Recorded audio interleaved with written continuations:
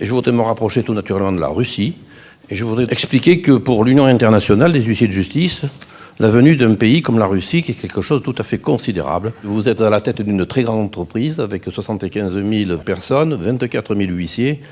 Ma question est de savoir si, en l'état des réformes perpétuelles que connaît votre pays, la Russie, réformes qui existent aujourd'hui au niveau de l'exécution et de la profession d'huissier, vous pensez que le Code mondial de l'exécution est un élément qui pourrait être intégré dans vos réflexions sur les différentes modifications ou propositions sur lesquelles vous êtes en train de travailler?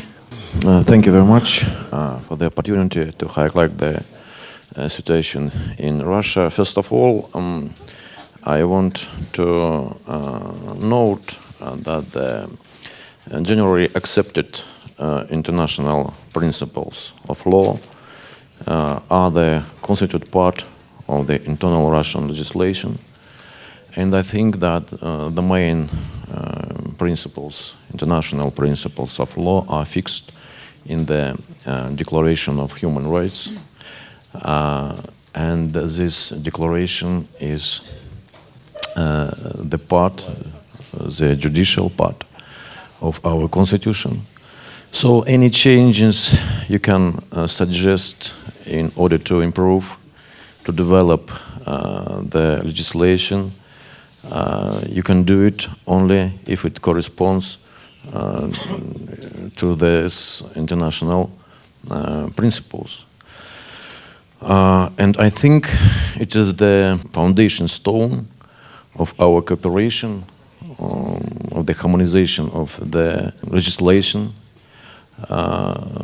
And what about international court, enforcement court?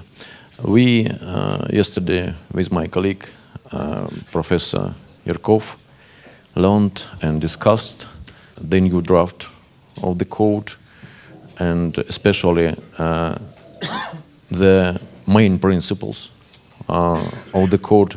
And we made sure that most of these principles have been already realized in the Russian internal legislation. And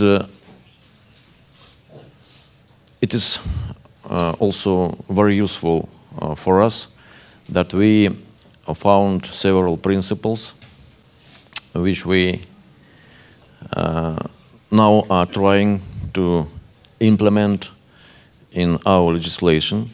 For example, if I'm not mistaken, the article number 2, which is devoted to the possibility of the state to require the debtor to open his assets, and now we are trying to implement the right to declare to require the declaration from debtor, and it's very useful for us to use the provisions of the international code.